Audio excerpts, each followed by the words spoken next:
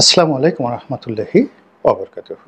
সম্মানিত দর্শক, ডক্টর মোহাম্মদ ইউনুস জীবন সায়ানে এসে যে নিয়তির খপ্পরে পড়েছেন, যে অলৌকিক পরীক্ষা নিরীক্ষার মধ্যে পড়েছেন, এটি এমন একটা জায়গাতে এসে দাঁড়িয়েছে, মনে হচ্ছে তার সারা জীবনের যে অর্জন, সে অর্জনগুলো হয়তো জলাঞ্জলি যাবে, অথবা তিনি ঘুরে দাঁড়াবেন, ইতিহাস তৈরি করবেন।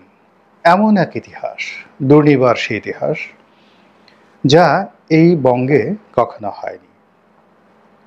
একজন ৮৬ বছর বয়স্ক মানুষ সারা দুনিয়ার মান সম্মান অর্জন করে, পরিচিতি অর্জন করে এবং জীবনের বহু ক্ষেত্রে বহু সফলতা লাভ করে তিনি ৮৬ বছর বয়সে এসে রাষ্ট্র ক্ষমতা পেয়েছেন। এবং সেই রাষ্ট্র ক্ষমতা পাওয়াটা একেবারে অলৌকিক। যদি আপনি প্রকৃতির আইন মানেন, তাহলে এটি মহান আল্লাহ রাব্বুল আলামিনের পক্ষ থেকে হতে পারে একটি পুরস্কার, অথবা তার সারা জীবনের অর্জনকে একেবারে জলাঞ্জলি দেওয়ার জন্য একটা ফাঁদ, নিয়তির ফাঁদ। এর কারণ হলো, রাষ্ট্র ক্ষমতায় যাওয়ার জন্য তিনি নিজের থেকে কখনোই চেষ্টা করেননি। তার সেই সম্ভাবনাও ছিল না, সদিচ্ছাও ছিল না, হয়তো এ ধরনের যোগ্যতাও আল্লাহ রাব্বুল আলামিন তার ভিতরে দেননি। ফলে তিনি ভালো ছাত্র ছিলেন এবং ভালো লেখাপড়া করে বিশ্ববিদ্যালয়ের শিক্ষক হয়েছেন, চট্টগ্রাম বিশ্ববিদ্যালয়ের শিক্ষক হয়েছেন। এবং ছাত্র জীবনে ইকোনমিক্সের মতো একটি ভালো সাবজেক্ট তিনি অধ্যয়ন করেছেন। আবার শুধুমাত্র শিক্ষকতার মধ্যে তিনি বসে থাকেননি, তার মেধা, মননশীলতা, মস্তিষ্ককে তিনি কাজে লাগিয়ে গ্রামীণ ব্যাংক এবং ক্ষুদ্র ঋণের মতো একটি বিষয় উদ্ভাবন করেছেন। এবং একটি গ্রামীণ ব্যাংক প্রতিষ্ঠা সে ৮০-র দশকে, চারটিখানি কথা নয়। ওই সময়টিতে একজন বিশ্ববিদ্যালয়ের শিক্ষক হুসেন মোহাম্মদ এরশাদ সাহেবের মতো একজন মানুষকে রাজি করিয়ে, খুশি করিয়ে ওই জমানাতে ৮০-র দশকে তিনি একটি ব্যাংক প্রতিষ্ঠা করেছিলেন। এবং এই গ্রামীণ ব্যাংকটির জন্য আলাদা একটি অধ্যাদেশ এবং আলাদা একটা আইন করা হয়েছিল, অন্য কমার্শিয়াল ব্যাংকের মতো নয়।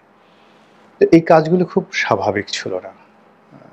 মেধা এবং মননশীলতার চূড়ান্ত ঠিক পরাকাষ্ঠা যদি কিছু বলেন, তো সেটা ডক্টর মোহাম্মদ ইউনুস দেখিয়েছেন তার কর্মজীবনে। তো এই ব্যাংকটি সাড়া ফেলেছিল, দুনিয়াতে সর্বত্র সাড়া ফেলেছিল।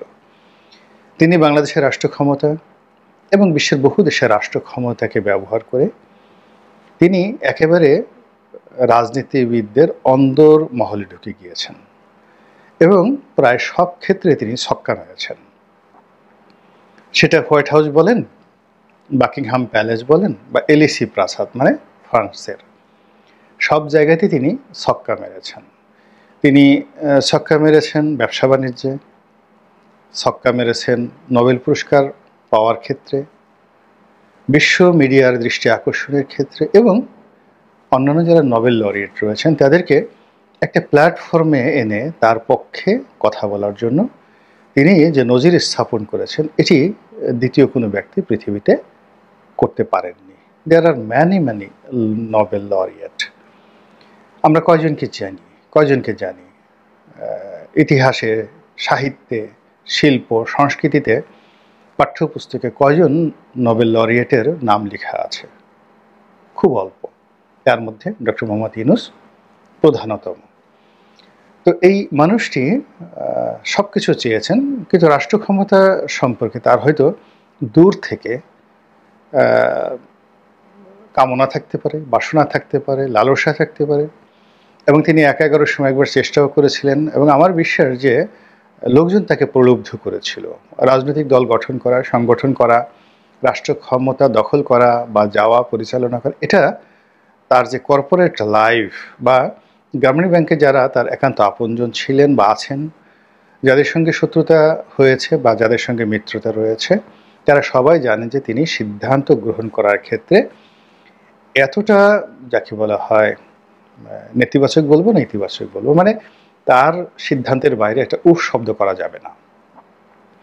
তো অ্যাপেলের সিইও বা এই যে খ্যাপাটে এখন ইলন মাস্ক, ওনাদের মধ্যে যে ধরনের কর্পোরেট মন মানসিকতা, পাগলামো, ঠিক ডক্টর মোহাম্মদ ইউনূসের মধ্যেও কিন্তু এরকম পাগলামো আছে। তো এই পাগলামো দিয়ে আসলে রাষ্ট্র পরিচালনা করা যায় না, এটি উনি বুঝতে পেরেছিলেন 11-এর সময়। এই কারণে তিনি কি করলেন, যখন রাজনীতি করার চেষ্টা করলেন এবং সেটা ব্যর্থ হলো, ঠিক সেই সময়টাতে তিনি একদম খুব অল্প সময়ে ইউটার্ন নিয়ে কান ধরেছিলেন, নিজের কান নিজে ধরে বলেছিলেন যে আমি মাপ চাই। তো যাই হোক, নিয়তি তাকে আবার এই জায়গাতে নিয়ে এসেছে।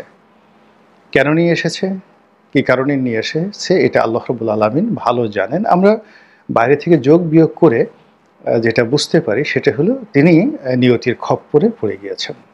অমরত্ব লাভের খপ্পর হতে পারে, অথবা একেবারে ফিনিশ, সারা জীবন যা কিছু করেছেন সব কিছু জলাঞ্জলি যাবে এই জায়গাতে।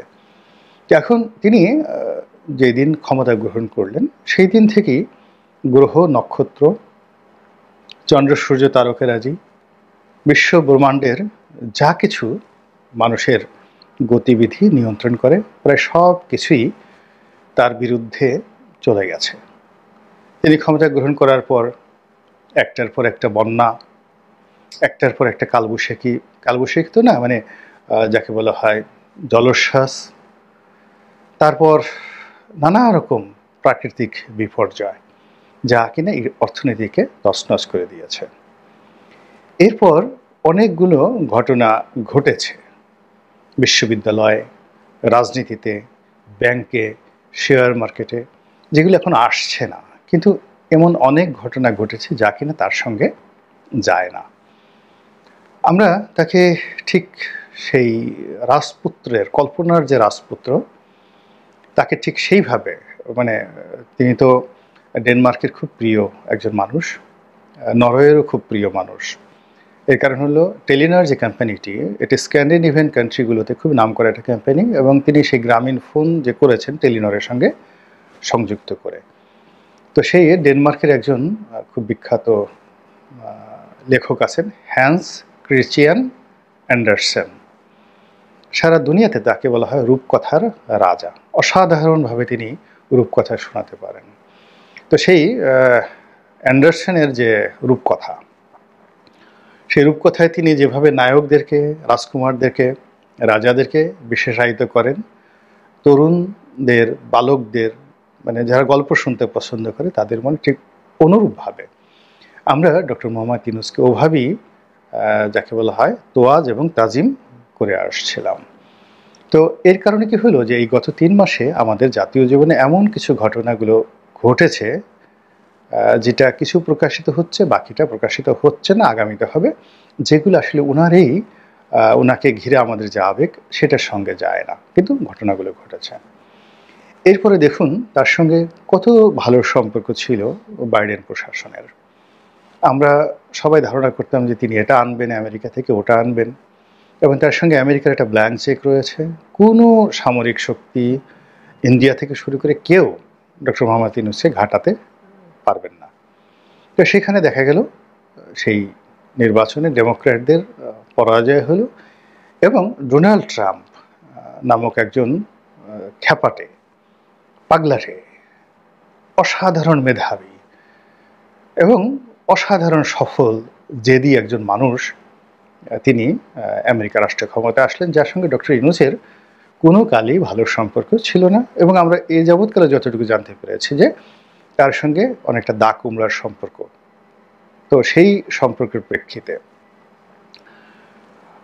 মিস্টার ডোনাল্ড ট্রাম্প যে ক্ষমতায় এলেন, এটি অনেকগুলো বিপদ আপদ, বিপত্তি, বালা মুসিবত সৃষ্টি করে ফেলবে ডক্টর ইউনূসের আগামী দিনগুলোতে। এর কারণ হলো রাজনীতির 99.99% যে নিয়ন্ত্রণ, এটি হয় মানুষের কর্ম দ্বারা নয়, মানুষের দৃষ্টিভঙ্গি দ্বারা। আবার বলছি, রাজনীতিতে কোনো কর্ম দ্বারা, মানে শুভকর্ম বলেন, অপকর্ম বলেন, ভালো কর্ম বলেন, এটা দ্বারা কখনো কারো নিয়তি নির্ধারিত হয় না।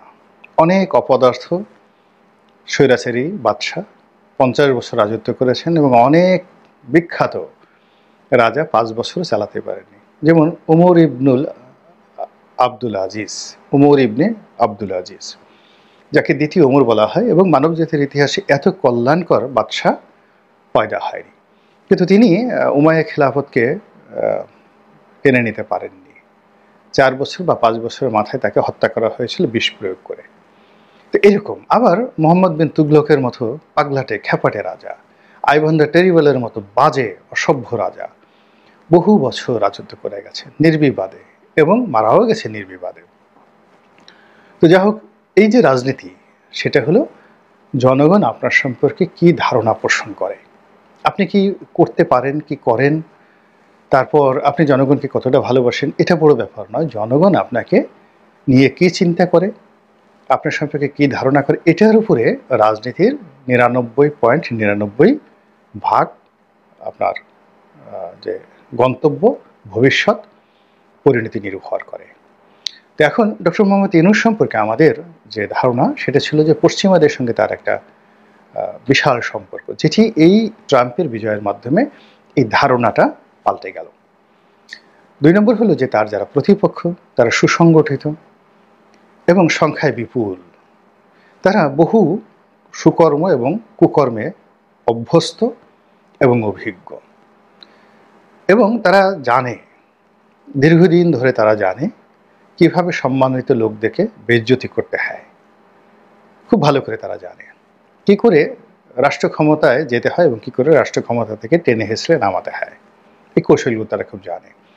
এখন এই যে জনগণের যে মনোভাব, দৃষ্টিভঙ্গি গত 3 মাসে যেটা তৈরি হয়েছে ওনার কর্মকাণ্ডের কারণে, বাকিটা আমেরিকার এই নির্বাচনের মাধ্যমে, আর এই সময়টিতে ওনার যারা প্রতিপক্ষ তারা যে সাড়া ফেলেছে, তাদের ইদানিংকালের যে চিৎকার, চেঁচামেচি, আওয়াজ, হাঁটাচলা, অঙ্গভঙ্গি এবং পদচারণা, সে প্যারিস থেকে জেনেভা, জেনেভা থেকে ম্যানহাটান, ম্যানহাটান থেকে দিল্লি, দিল্লি থেকে সিঙ্গাপুর, সিঙ্গাপুর থেকে মালয়েশিয়া, কুয়ালালামপুর, কুয়ালালামপুর থেকে জেদ্দা, সর্বত্রই তারা জেগে উঠেছে। তারা জেগে উঠেছে ঢাকা বিশ্ববিদ্যালয় ক্যাম্পাসে, জেগে উঠেছে টাপ থেকে তেঁতুলিয়া, ভার্চুয়ালি এবং প্র্যাকটিক্যালি। এখন এই বিষয়গুলো মোকাবেলা করার জন্য বিশ্বাস করেন বিএনপি, জামাত সহ সকল রাজনৈতিক দলগুলো যদি একত্রে ঐক্যবদ্ধভাবে ডক্টর ইউনূসের সঙ্গে হাত মিলান এবং আনকন্ডিশনালি তাকে একটা সময় দেন এবং তাকে সহযোগিতা করেন চোখ বুজে, এবং নিজেরা যদি দ্বন্দ্ব ফ্যাসাদ সব ভুলে গিয়ে ডক্টর ইউনূসের এই সরকারকে সফল করার জন্য অন্তর থেকে, ফ্রম দ্য হার্ট, তারা যদি চেষ্টা না করেন, তাহলে আগামী দিনগুলোতে ডক্টর মোহাম্মদ ইউনূসের যে বিপদ আপদ, বালা মুসিবত, বিপত্তি, সব কিছু কোন পর্যায়ে যাবে আপনি আমি কল্পনাও করতে পারছি না। আল্লাহ আমাদের সবাইকে হেদায়েত দান করুন এবং হেফাজত করুন। আসসালামু আলাইকুম ওয়া রাহমাতুল্লাহি ওয়া বারাকাতুহু।